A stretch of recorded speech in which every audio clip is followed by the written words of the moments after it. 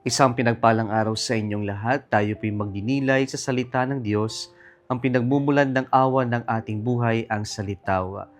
Today, my dear brothers and sisters, we are celebrating the memorial of Saint Rita of Cassia.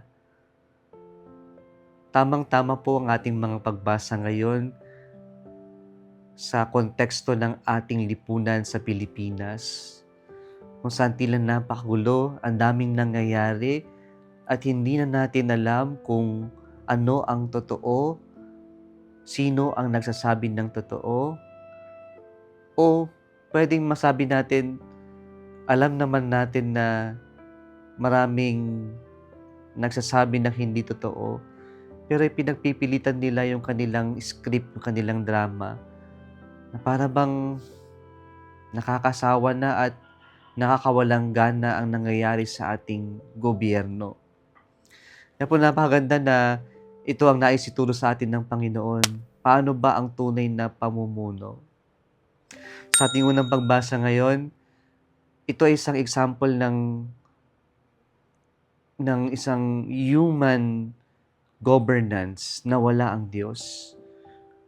Na binigay sa atin ang example nila Festus and Felix na mga leaders na umasta, na kumilos, hindi base sa ikakabuti ng kanilang mga nasasakupan.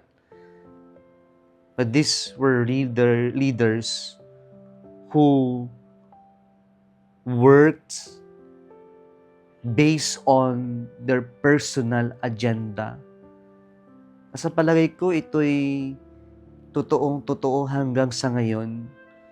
Marami sa ating mga iniluklok ang hindi naglilingkod, ang hindi kumikilos base sa kung ano ang makakabuti sa iba, pero marami sa kanila ang kumikilos, gumagawa base sa kanilang personal na ikakabuti, personal na ikakabuti ng kanilang business, ng business ng kanilang pamilya, para sa kanilang personal na agenda. Hindi pa ba tayo nagsasawa dito? Nakakapagod na, nakakasawa na. Noon pa man ganun na yung nangyayari, hindi pa ba tayo natuto? Kaya sa ating ebanghelyo ngayon, narinig natin itong very tender encounter between Jesus and Peter. Si Simon na pinangalanan ng Panginoon na Pedro, na siya'y itinalaga na leader ng mga apostles. Na dito ano yung klase ng pamumuno na nais ng Diyos. Sabi niya, 3 times, the Lord asked Peter, "Do you love me?"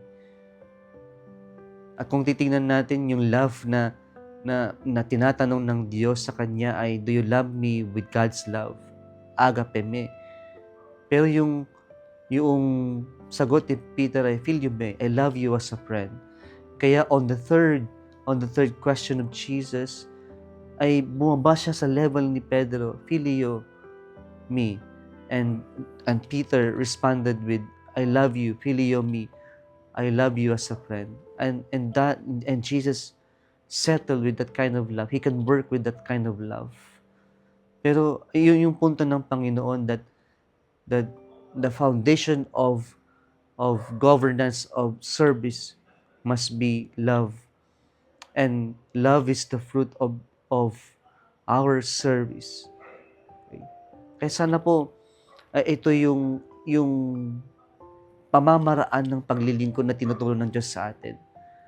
Na gumawa tayo, kumilos tayo, sapagkat nagmamahal tayo. At kapag nagmamahal tayo, gugustuhin lang natin kung anong makakabuti sa ating mga minamahal, sa ating mga pinaglilingkuran. Nawa ito yung matutunan muli ng mga naglilingkod, ng mga iniluklok natin sa gobyerno.